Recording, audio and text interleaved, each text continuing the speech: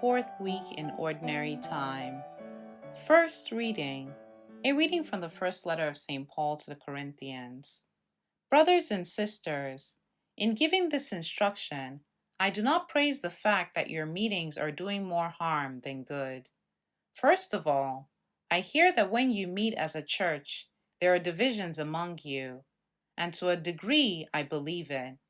There have to be factions among you, in order that also those who are approved among you may become known. When you meet in one place, then, it is not to eat the Lord's Supper, for in eating, each one goes ahead with his own supper, and one goes hungry while another gets drunk. Do you not have houses in which you can eat and drink? Or do you show contempt for the church of God and make those who have nothing feel ashamed? What can I say to you? Shall I praise you? In this matter, I do not praise you. For I received from the Lord what I also handed on to you, that the Lord Jesus, on the night he was handed over, took bread, and after he had given thanks, broke it and said, "This is my body that is for you. Do this in remembrance of me." In the same way also the cup after supper, saying, "This cup is the new covenant in my blood. Do this as often as you drink it in remembrance of me. For as often as you eat this bread and drink the cup, you proclaim the death of the Lord until he comes.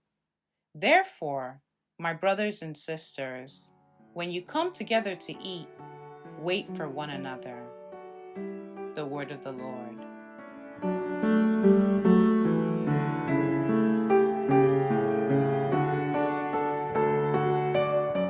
Responsorial Psalm. The response is, "Proclaim the death of the Lord until he comes again.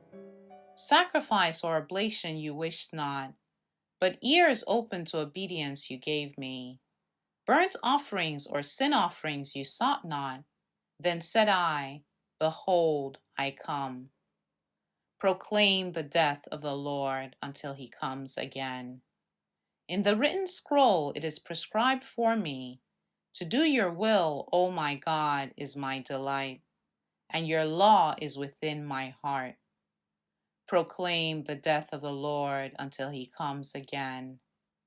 I announced your justice in the vast assembly. I did not restrain my lips, as you, O Lord, know. Proclaim the death of the Lord until he comes again. May all who seek you exult and be glad in you. And may those who love your salvation say ever, "The Lord be glorified." Proclaim the death of the Lord until he comes again.